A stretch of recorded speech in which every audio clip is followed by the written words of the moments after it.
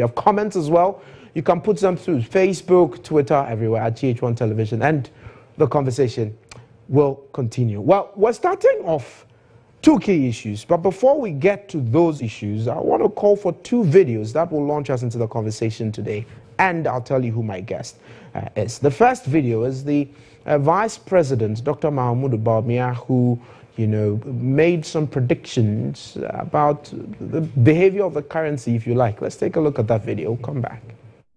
The reason that we are having this depreciation is more to do with the strength of the dollar.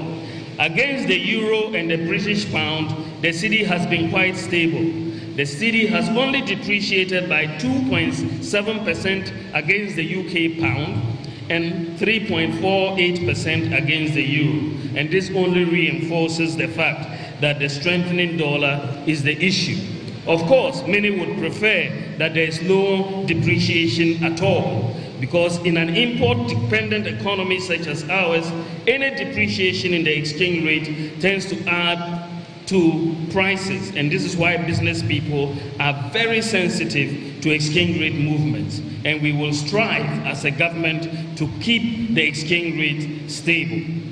However, I would like to note that Ghana is not running a fixed exchange rate system, and the exchange rate movements will be determined ultimately by the economic fundamentals, even if we have recently been hit by external shocks. The shocks notwithstanding, the fact still remains that our record of management of the cedi has been a relatively good one. That said, we will continue to stick to fiscal discipline and market determination of exchange rates. We will not be forced by these external shocks into taking politically expedient but economically unsustainable decisions. We know we are on the right track, and we are going to stay the course, because we have to look after the long-term interest of Ghana, not the short-term political expediency. The macroeconomic performance shows that Ghana's economic fundamentals are strong. This was confirmed last week by Standard & Poor's, a global rating agency, which has upgraded Ghana's rating, sovereign credit rating, from B- to B with a stable outlook. And this is the first upgrade that Ghana has received in 10 years. In 10 years.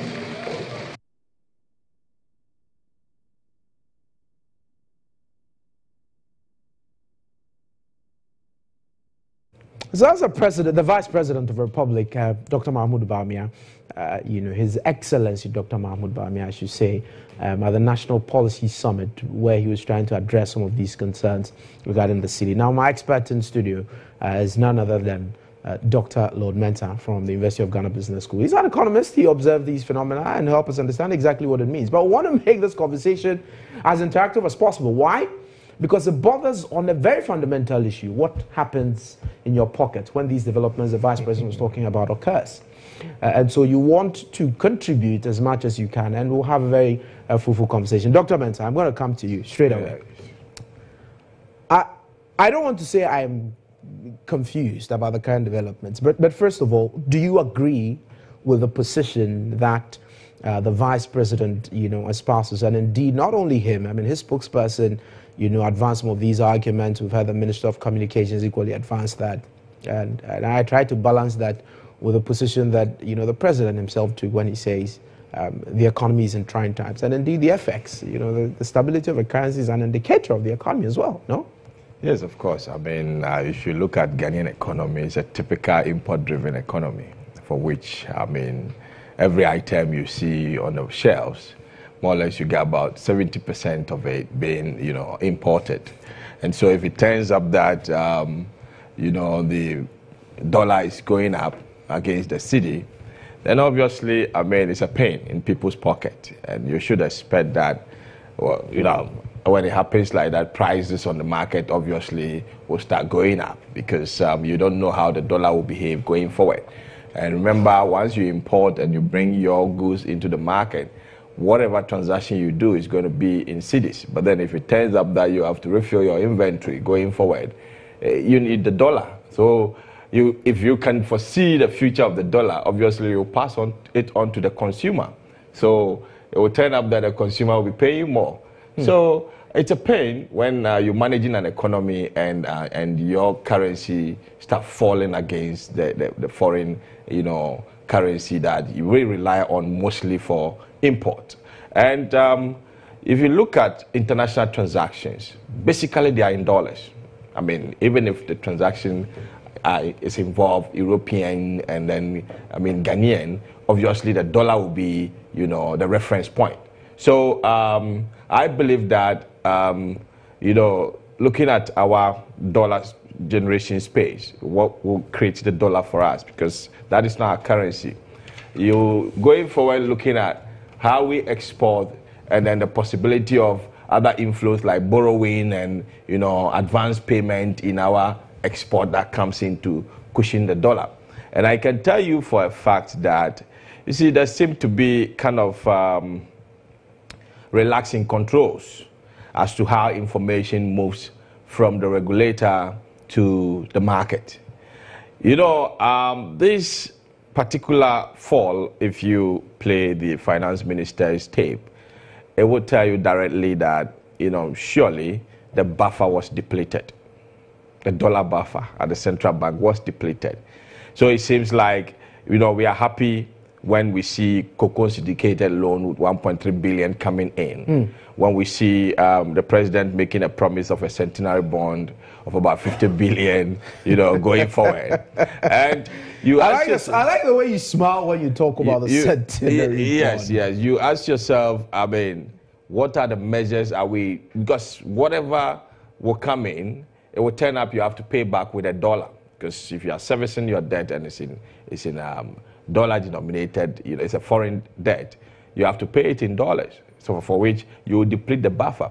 But then the question is, how would the public get to know, the market get to know that the buffer is depleted for them to react on it? Now there's a fine thin line between the regulator and then the black market. Information doesn't take much time to get to the market. Okay. But if you look at strictly regulated market, the buffer can deplete, for which it would take about 3 months before it comes out. By that time, we would have gotten all the refilling that we're supposed to have. But Ghana is not like that. We have people who have their interests, have one leg on the black market, and at the same time, one leg with the regulator, for which they try to, play on the kind of information that goes out there. So the difference, trust me, is someone's business. For us to see, the dollar with the CD, depreciating that way, it's someone's business. A big business for somebody at this time. So Dr. Mensah, in essence, you don't seem to be, for the want of a better phrase, comfortable with the reasons or the explanation that somewhat has been provided by the Vice President of the Republic, which is that the dollar is appreciating in value against all currencies, primarily globally, of course, because of developments occurring within the U.S. economy.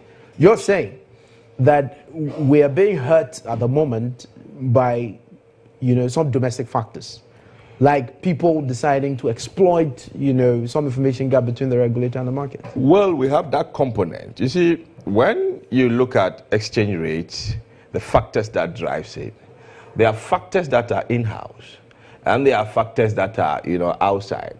And most of the time, those outside are, beyond our control. For which, if you ask me, as to how economic manager, as you assess you, the manager, the vice president is the head of the economic team, right? So if you ask me to assess the manager, I'm going straight to say that, how are you able to manage, right, the Ghanaian cedi against things that you don't have control over? So like the external shocks, with the U.S. attitude of being conservative now, right? So in the end, I ask you, because those are things, those are exposures that you don't have control over. But in-house controls, like, let's go and increase our export. Let's find a way to ensure that we minimize the usage of the dollar. Let's find a way to ensure that Ghanaians grow appetite for their own product, without necessarily, stressing on importation of eggs and some basics that we can have in our country. So at the end of the day, those are things you have control over. So if you ask me to assess you as a manager, I'm not going to assess you straight on by the things that you can easily, change your policies to have them done in your country to curb the city control. Okay. But then I'm going to assess you on how you manage, the city across, things that we don't have control over, like the global turmoil, oil prices, and all those. That is when we can count on your performance. But then, as we speak now, whether the city movement is driven by external shocks, whether it's driven by internal shocks, we are rescuing the situation. So how do we know the drivers? That is where my problem is. I like the fact that you touch on, how we are able to manage these shocks against, developments that we don't practically have control over. You talked about fuel prices. We're going to get to things like petroleum in a moment. But a couple of weeks ago, I was having a conversation on radio, and I spoke to one currency analyst. And when I say currency analyst, this is somebody who practically eats. I mean, he puts food on the table because he monitors how the currency performs. And I put a question to him that he should give me an end-of-year prediction of what the Ghana cedi was going to look like to the dollar. He was silent. Now, I was a bit taken aback because if he who has to feed off of it can't tell me what the end of year is going to look like, what it effectively means is that anybody who is doing import and export, like you are saying, who probably should be operating in the forward market, will not be able to do that prediction as well. So instead of saying the forward market, it will jump into the spot market, which is a market where you're buying and selling currency today. Now. Is that reading that I had an accurate one? Yes, I mean, it's supposed to be, because we have an environment where, alternative markets you barely see them. Even if it happens, it's happening at the aggregated level, at the bank level. At the individual level, I mean, everything is on a spot. So if you ask such a person about, how the future looks like in terms of currency, then obviously you might not have an answer because the forward market is not that well developed. Now, but then if you look at a spot market as we speak now, the drivers, you're looking at the currency in itself driving itself. That is talking about demand and supply. Okay. Then you're looking at external factors. That is in-house as well, driving it. Now, don't forget that something has happened in this country. That at the end of the day, if our commodity market is well developed, people would have seek gold, right? Okay. As a safe haven for their investment. Right. But we don't have that market. Trust me, the alternative market will be to keep a dollar. If you don't have one, get one to buy. Now, what is happening in the banking space? People are not sure how the cedi will look like in the future. Okay. That is why probably your friend was quiet. Do you get it?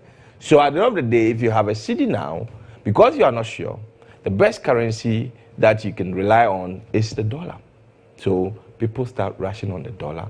Apart from those America conservative attitudes and all those things that are bringing those external shocks, something is happening which in-house we can attribute it to be one of the drivers of the currency. Let me put you in Ministry of Finance or in the economic management team of government, or if you like, Bank of Ghana. So we are in this melee. How do we get out of it?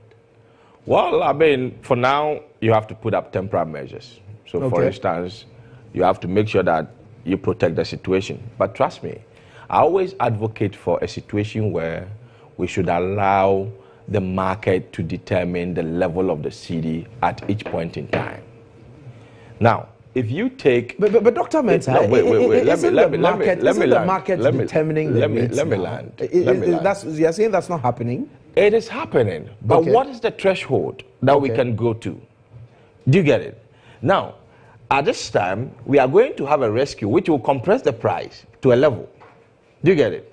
But if you are to leave the market to purely determine, the cedi to the dollar level, it wouldn't have been where it finds itself now. Probably more than that. So I believe that for now, the government should leave it open. They should allow that floating kind of currency management to run for some time. Then we can see the direction, get to know the actual threshold that we get to. When it gets to that level, it will peak, right? Once it peaks, then you launch a serious research to get to know what drives the city to that level in relation to the dollar. Then you come to grab those fundamentals. Then from there on, you implement using those fundamentals as your policy. Somebody would argue that that's going to happen over the long run. And as we say in economics, in the long run, everybody dies. Because the hypothetical case is this. Yes. That if you allow the markets to solely determine it, and the markets take the dollar to maybe 7 cities, by the time you decide that, okay, now you have properly anchored all the variables that drive it to 7 cities. Sure. What it means is that we would have been paying a lot more for some of the things you've touched on, which we are going to get to, for fuel, for example, its impact on prices of goods and services. All of that would have killed everyone else, no? But remember, your currency depreciating in itself is not a bad thing to look at. Not always to be a bad thing. In itself can draw in inflows when it comes to investment from outside. Because somebody sitting out there will also look at the environment and say, okay, fine, in Ghana, if you change, $1, you can get 7 Ghana cedis, which it can do a lot. But then you have to make sure that you control some fundamentals like the purchasing power of your currency. Do you get it? Yeah. The purchasing power of your currency. If you're able to do that and you allow the market to control, to find its level in terms of that cedi-dollar relationship, I presume that, all will not be lost. You will be paying more, but at the end of the day, you're going to get inflows as well. Well, if you're watching as the program is State of Affairs here on Chichon Television, the conversation is around the economy. The very first subject we're looking at is the currency's depreciation, and exactly what has been accounting for this particular rate of depreciation that we're seeing has affects us, and the possible turnaround strategies that we can put across. I'll take a break here. When I come back, we'll get into the other subjects we have for the evening.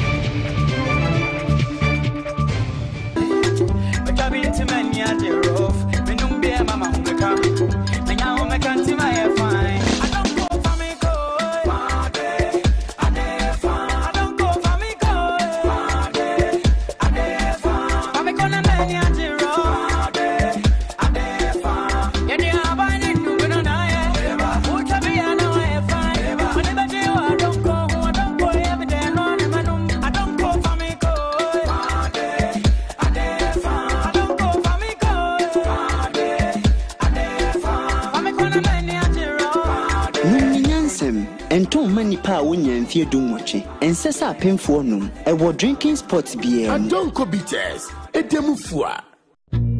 Akoto loves his family. He works hard to take care of them. So Ifya, his young daughter, can become the doctor she's always dreamt of. And Akosia, his lovely wife, can open the nursery school she talks about all the time. He can see a happy, relaxed retirement in the years to come.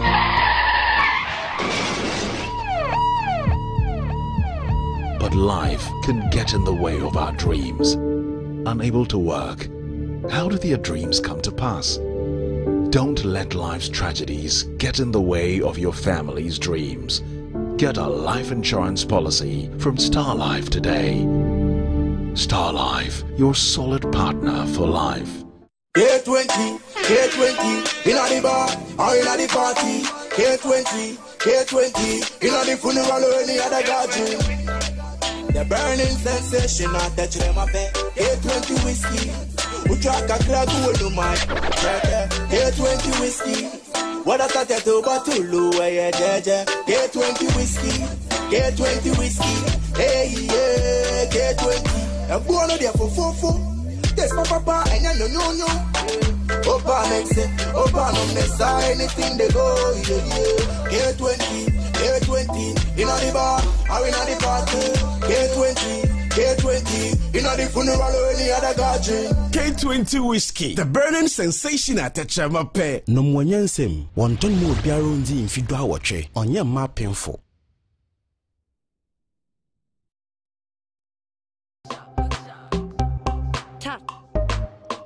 from my head to my toe. Yeah. The moment I step in the street, everybody for no. Look sharp, yeah. See the swagger for show. Look sharp, oh, look, can you see, say maybe so out of world. Feco Spray Starch makes ironing easier and faster. There's no clogging, and it protects your fabric from stains. Fresh smell, big can, and you go use them, sir. See the difference. Feco Spray Starch. Look sharp.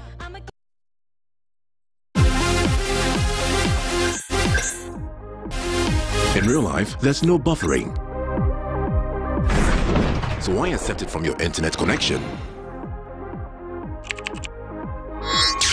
Get connected and experience ultra-fast internet to the home from MTN.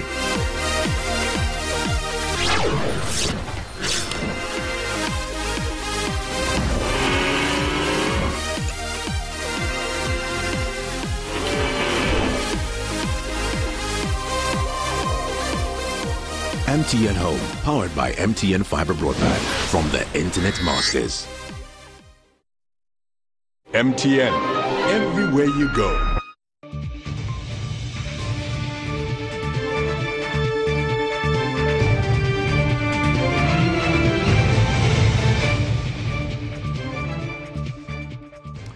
Yeah, welcome back. The program is State of Affairs here on J1 Television with me, Patrick Stevenson. And State of Affairs is ably brought to you by Cowbell Gold. You see that right there. A Go On energy drink and MTN everywhere you go.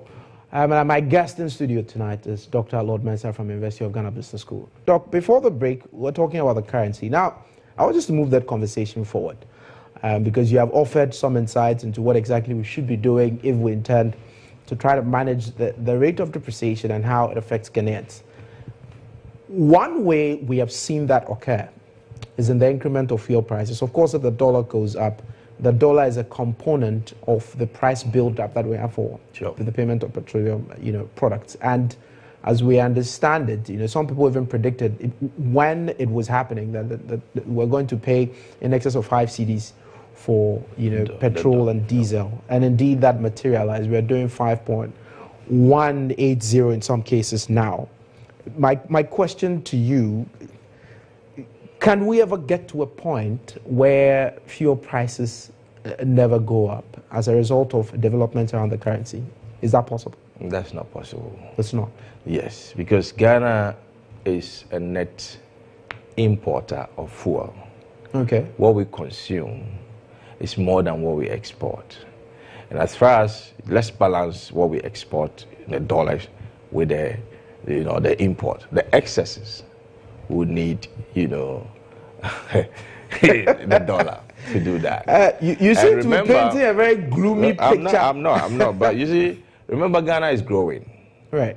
Ghana is an economy that has attained lower middle income stature, which is reflecting in our consumption. It's clear in the things we consume ordinarily. Now, number of cars on the road and all those, it's clear that you can see, purely more people are owning cars in this country. That means the standard of living is going up. Now, if you tie that to the demand for fuel, it means going forward. That's why I'm saying that it can never be a point where petroleum price will stay. Going forward, you're going to get more users of petroleum product than what we export. So it turns up that you will need more dollars to import. And when it happens like that, obviously there will be pressure on your dollars.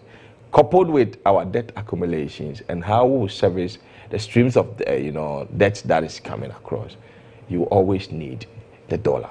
So I don't foresee going forward where we're going to have, unless it turns out to be a policy for which I believe that you can sustain it. Because if it turns out to be policy, then you need a cushion from here and there. You end up possibly borrowing on the international market to come and cushion your demand for the dollar to import. But Doc, there are those who argue that in the price build-up, we have some fiscal measures in terms of taxes and other levies that the government can withdraw, and if they take these things off, the prices may again moderate downwards. That then benefits ordinary Ghanaians. But we need those taxes. Those taxes, you can list them. This morning, somebody forwarded something to me on petroleum. Right. And it clearly shows that it's something that is essential for the country. A country that is struggling with its revenue generation. So what are the means or the possibilities of generating, revenue? You have to tie it to the human activity.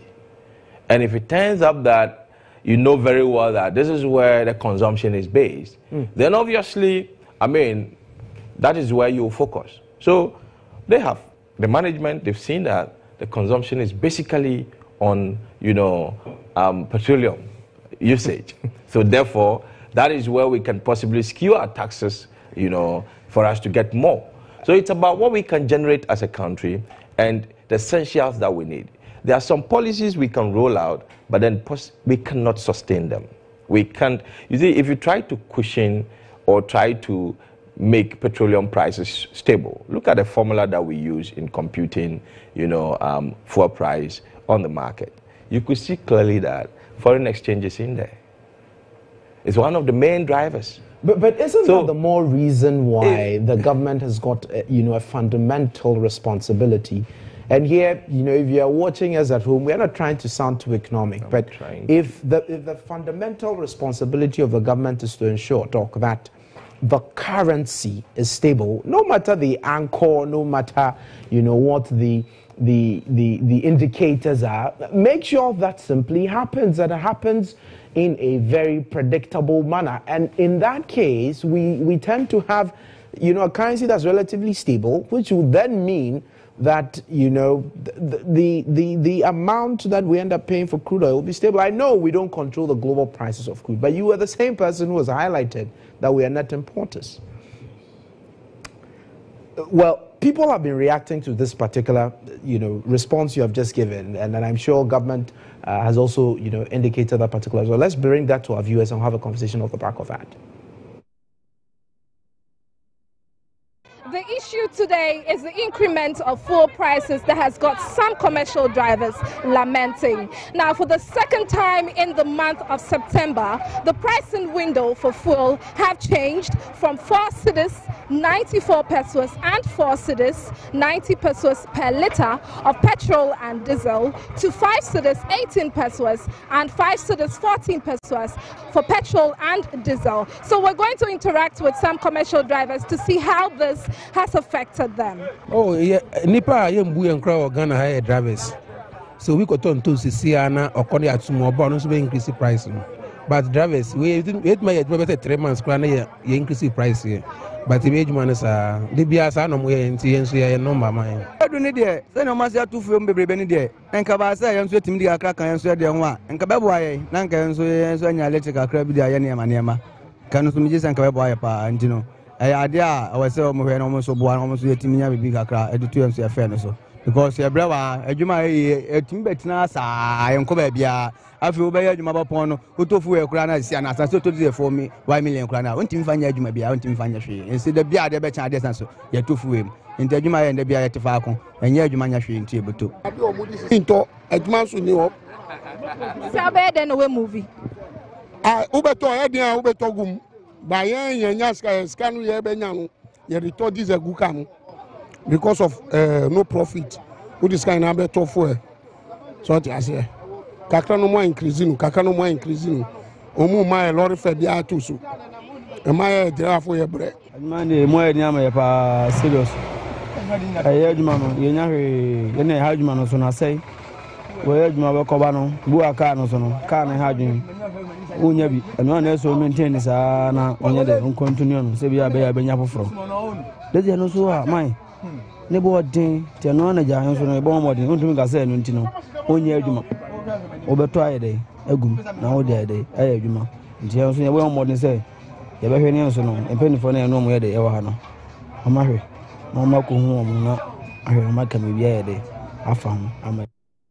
Now, if we had to summarize what you've just seen in that video, it's pretty simple. Fix it.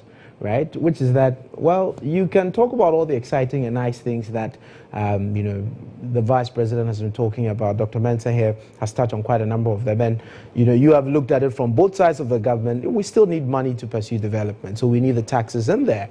So somehow you appear to be aligning on that particular position with the Ministry of Energy that has justified why we are seeing these increments. And indeed, they make us understand it could actually be worse. Before I come back to you to take your reactions, those of you who are watching us at home, you've been sharing some comments. I want to read a few of them. Some are very, very interesting. The very first comment I have here is just that Dr. Mahmoud Bawumia is sweating under air condition during the delivery of policy at the policy fair because the fundamentals are in crisis. And that is from Adam Abdul Basit. Another person suggests that he's a joke. I suspect he's making reference to the Vice President of the Republic. I'm not sure. That is a very nice description. But he further goes on to say that I guess he lives in a different planet called Planet Joke. Economic fundamentals are strong. Really? I can't. Some of these prints, you have to manage them very well. But that is coming from Kafui Hato. Now, if the fundamentals are strong, how come we have the CD at 5.2 and fuel prices increase? Bawumia should repent from the lies. That's also coming in from Adam Bassett. And there's another comment that says, I don't understand what the Vice President means by Ghana moving from B- to B. And here the person is talking about the improvement in the credit rating by Standard & Poor's.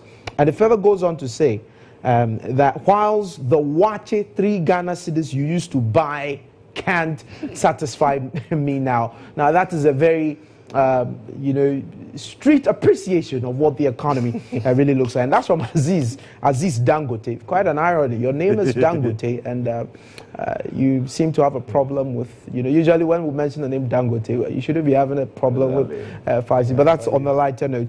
There's a final comment who says, Dr. Lord Mensah is making a lot of sense. Please, somebody should alert Dr. Bawumia to quickly tune in and amend his economic notes and save the dollar.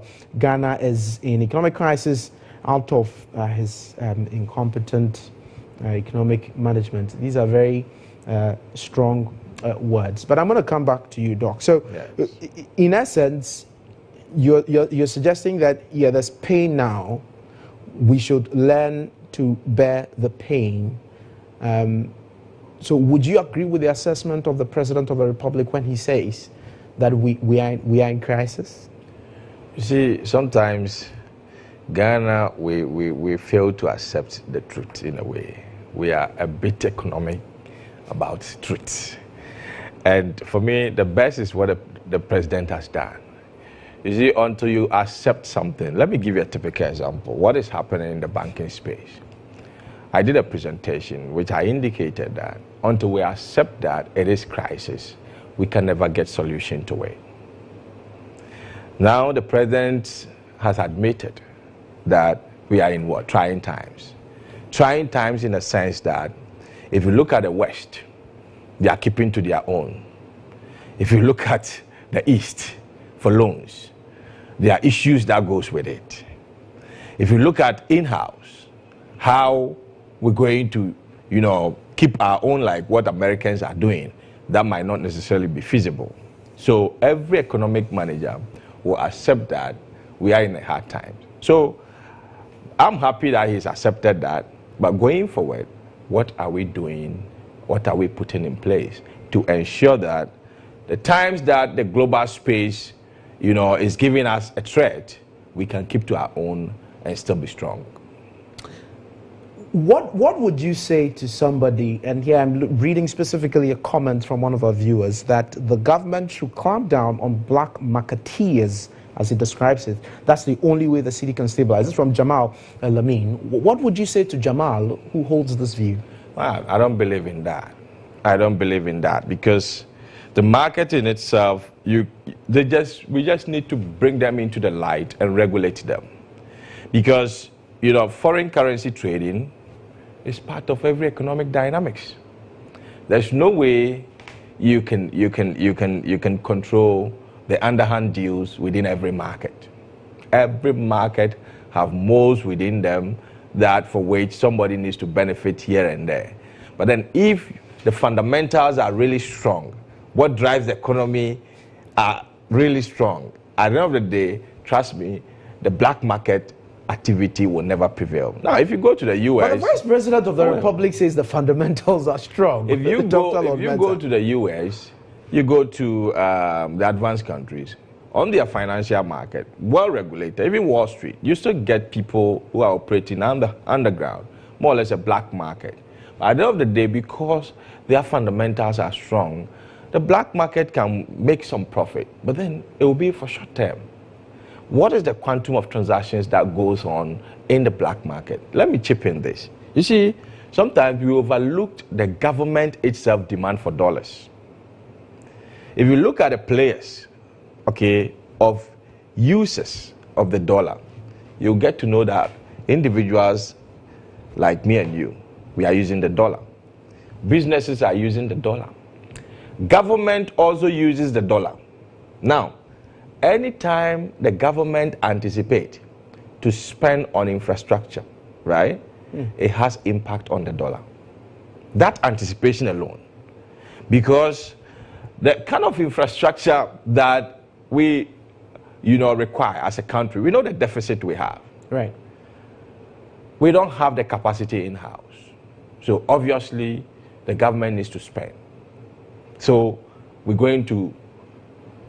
need a dollar to do that. So that anticipation alone. And remember, if you tie that to the current administration, their first 2 years of investment has been the soft side of the economy. Let me put it that way. Free SH is the soft side of the economy, but you don't feel it, you don't see it, you don't work on it, you don't touch it. But they understand that elections is about physical things that people can feel and touch. So going on the second term, that anticipation of building roads, putting up, structures to accommodate some, double track students and all those, you'll get to know that somebody who is managing the currency at the Bank of Ghana knows very well that this is the time that the buffer of the dollar is likely to deplete. So possibly, maybe I have a link somewhere, so-called black market, as you've dubbed it now. I can tell them, hold on the dollar. If you cannot hold on the dollar and you need more, try to buy more, because the dollar is going to be scarce in our buffer. Do you get it, please? That is why I started. This is a very interesting. I wouldn't want to call it. I wouldn't want to call it. Black market policy formulation or policy prediction. I don't want to call it that, but it smacks of a certain conspiracy by policymakers to rip the rest of us and the economy off. Now, talking about government investments in infrastructure, somebody would have argued that, well, the government is going to borrow the money in dollar, bring that into the economy. So they go and borrow, say, $2 billion that we're having a conversation around now. The money is going to come in dollars. It will sit at the central bank, probably build up a few reserves for us. And then if that money comes in, well, you need to make the investments in the local currency. We understand that you may bring a few imports of equipment, etc., to support the investments drive, whether that's going to be paid for and all of that. Those are all dynamics we can look at. But at the end of it, we'll get the dollar sitting there. Shouldn't that help us? And is that not the reason why the finance minister is saying that if the 50 billion century bond, for example, comes in 2019, maybe it will protect the currency? Let's not talk about the century bond now, because we don't have the capacity to absorb that century bond for it to benefit Ghanaians. This is a generational debt that we're going to, more or less incur, So at the end of the day, we need some systems in place before we can call in for that bond. And on the other hand, the creditor who is providing the funds also has to make sure that his funds comes in, goes into projects that, he can easily be comfortable enjoying perpetuity, let me put it that way, permanent cash flows in the future. Now, apart from that, you mentioned $2 billion that is, loan that is coming in. I can tell you that by the time we issue that, we are going to offset some earlier debt that we need to, pay off. Yes. And then the rest will go into development. Now, the dollar demand that we need, the infrastructure dollar demand that we need, taking into consideration all the leakages that will go into people's pocket. And that kind of fiscal structure that we want to have, for this country, trust me, that anticipation let me put it, anticipation theory that I've put across will still hold. Dr. Mensah, when I come back from this break, we'll continue with some other aspects of the economy. We're closely connected to all the issues we've been discussing now. Take a break here. We'll come back shortly.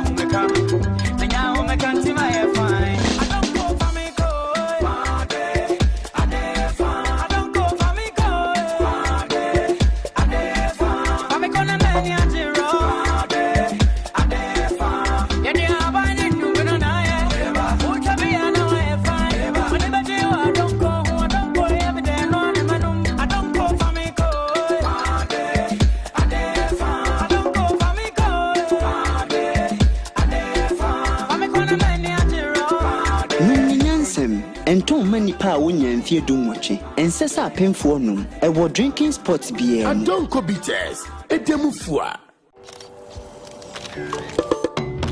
It's where I belong, where I feel strong. Listen, sweet sense of the streets and the avenue. Nothing out there is even comparable. I feel alive every time when I'm home, 'cause being with my brothers refreshes my soul. No matter how far we travel or how famous we become, we will always be Ghanaian. Star Beer. This advertisement has been vetted and approved by the FDA. In this part of the world, we're up long before the sun.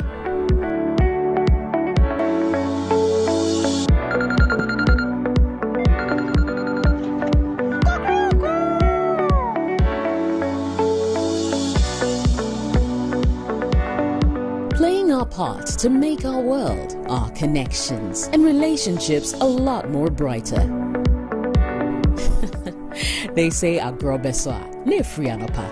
Start your day bright with MTN Kokroko. For only 1 Ghana cedi, you can enjoy 400 megabytes of data and 30 minutes of free MTN to MTN calls every day from 5 a.m. to 8 a.m. everywhere you go. Dial *138# to buy the MTN Kokroko bundle now. Everywhere you go, MTN. K20, in the bar, or in the party. K20, in the funeral or any other gathering. The burning sensation, I touch them up. K20 whiskey, we track a cloud to the mind. K20 whiskey, what I started to battle, where you K20 whiskey, K20 whiskey, hey, yeah, K20. I'm born there for 4. There's my papa, and I no. Opa makes it, Opa no mess anything they go, yeah. K20, in the bar, or in the party. K20, in the funeral or any other gathering. K20 whiskey, the burning sensation at Chamape. No mwanyansem, wanton mo biarundi in fidwa wache, onye ma painful.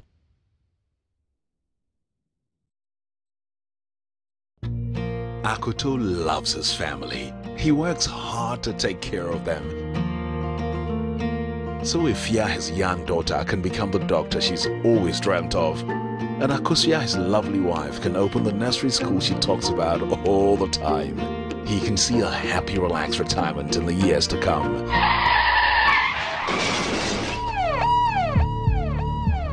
But life can get in the way of our dreams.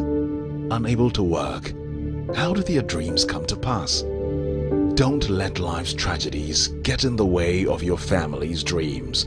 Get a life insurance policy from Star Life today. Star Life, your solid partner for life. Food supplement. Madam, I want Prosecure herbal tea. What is this? I said I want Prosecure herbal tea, not capsule. This also be for you, no problem. Okay, please don't go. I have some. Supplement to improve urine flow. Do not let anyone deceive you. There's nothing like Prosecure capsule. It is Prosecure herbal tea. Just boil it and drink it. That's all. Prostacure from Medimosis Prostate Center is a well-formulated food supplement acclaimed worldwide to improve urine flow. Now available at all pharmacies, filling station shops, and shopping centers nationwide. Contact the Tema, Accra, and Kumasi branches with the numbers on your screen. Visit our new ultra-modern diagnostic center at Twazako Valley, opposite the West Gate. Prostacure food supplement improves urine flow in men.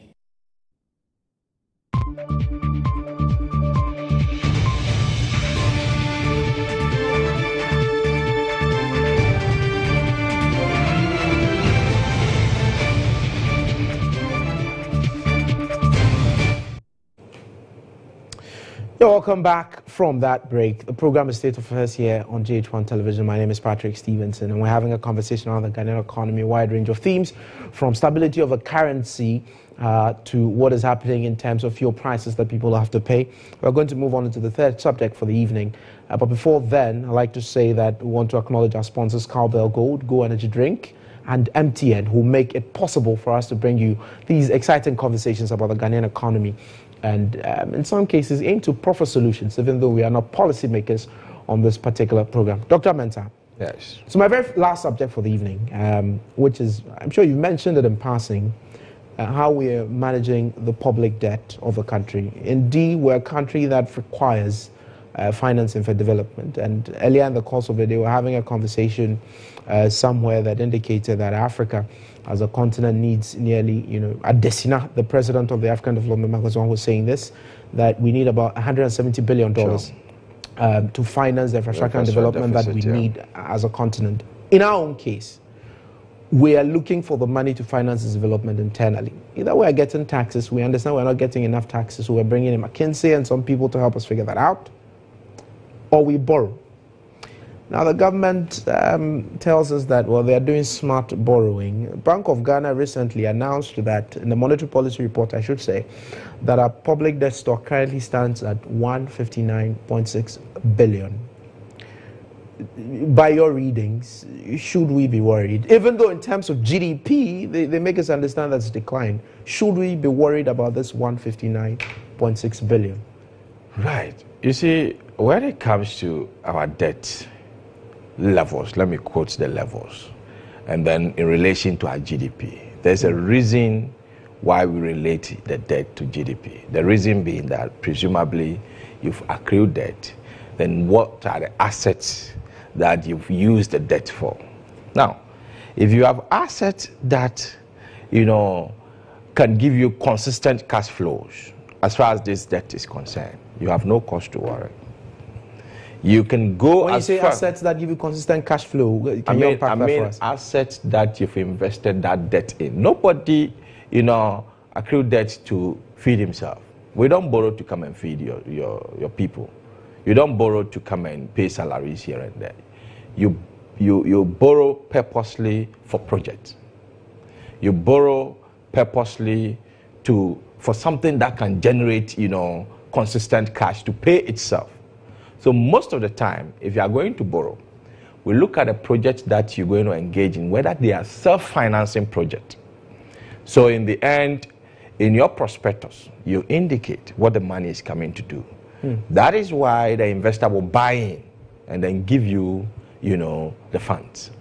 Now, giving you the funds now comes to you decide on what to use the money for.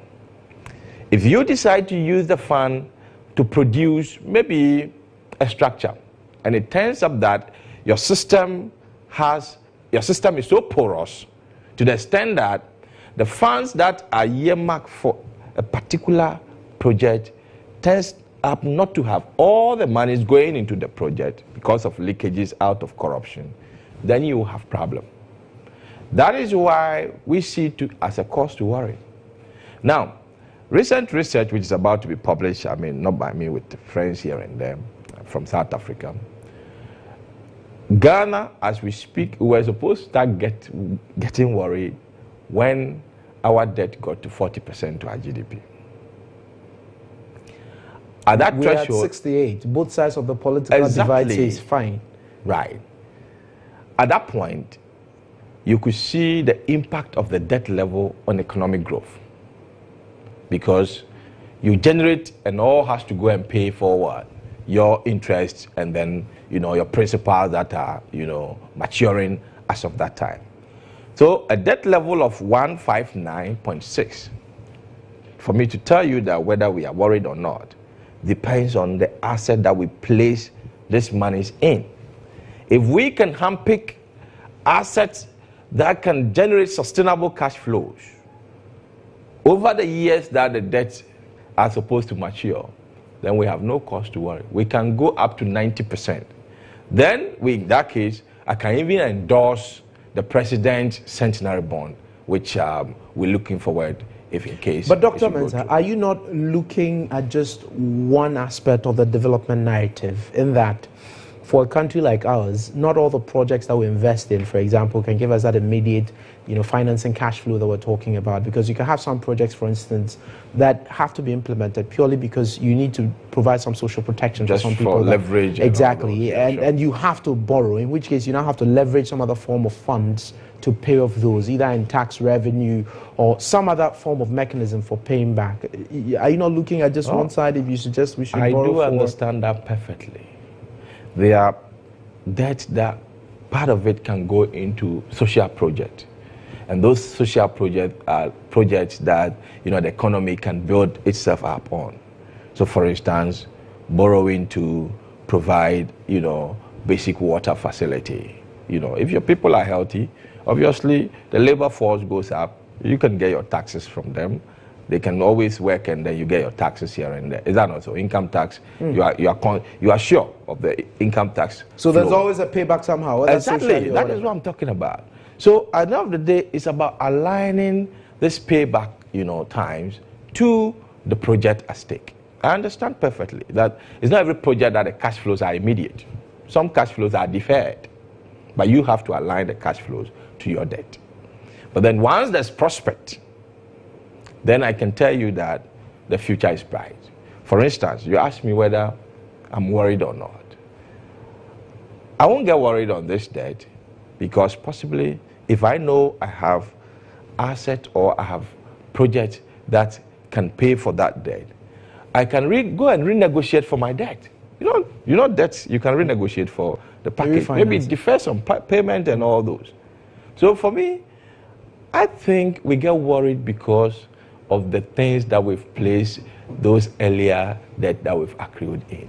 That is where the problem is. Let me ask you, has there ever been a time, and I know you say you're working on a study that's going to be published, which raises alarms immediately that debt to GDP got to around 40%. Yeah, but the question is, has there ever been a time, say in the last 20, 25 years, yes, since 92 I should say, where public debt stock reduced in nominal terms, and it reduced because we took actual money and paid for it, besides these two conditions? The creditor saying, I have dashed you the money, so a multilateral debt reliefs. No, we're not counting that. We're talking about HIPIC. Right, so we're not talking about those No, ones. you're not talking about that one. Okay. Neither are we talking about the case where you rebase the economy and all of a sudden GDP is big. Sure. You are accounting for... you're not talking... Yes, the debt to GDP reduces. So yeah, we're talking just the nominal values. Sure. In the last 25 years, has there been a time when we actually, over a period of time, paid some of that money so that the debt stock reduced? We've not. You see... But that is dangerous. No, listen. Ghana yearns for growth.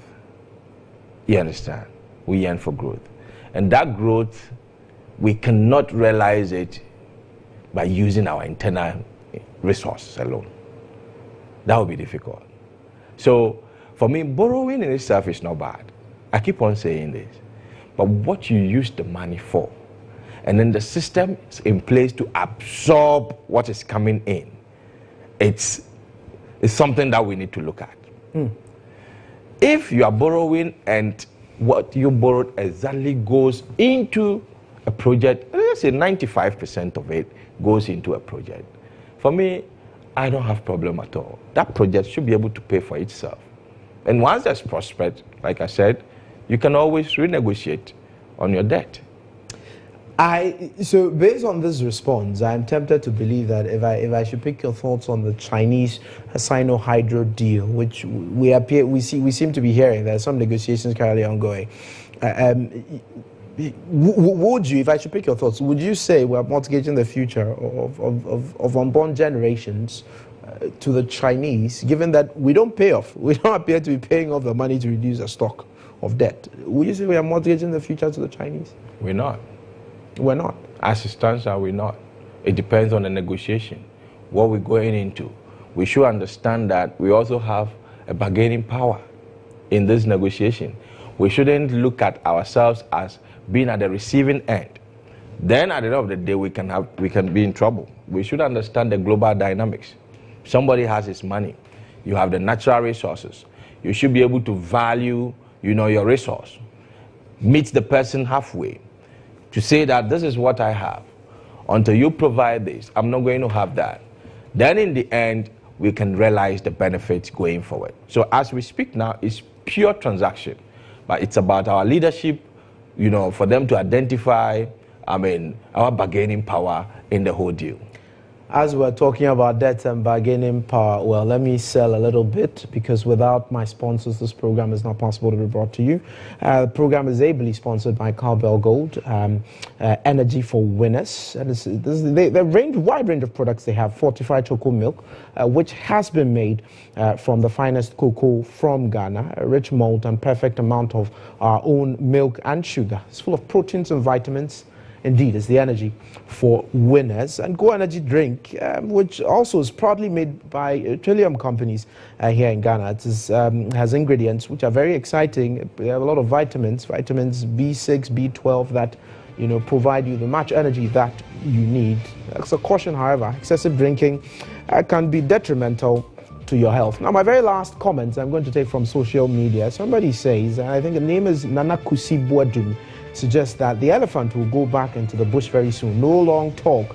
Ghanaians are 100% disappointed. Well, that's your view. It's not the view of this particular program, but the program has been State of Affairs. Dr. Lord Mensah, I want to thank you very much for sharing your insights with us this evening on the subjects that have been discussed.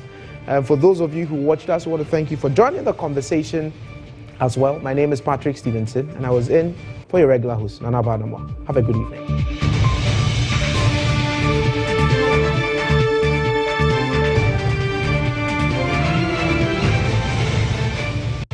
State of Affairs, brought to you by Cowbell Gold and everywhere you go, MTN.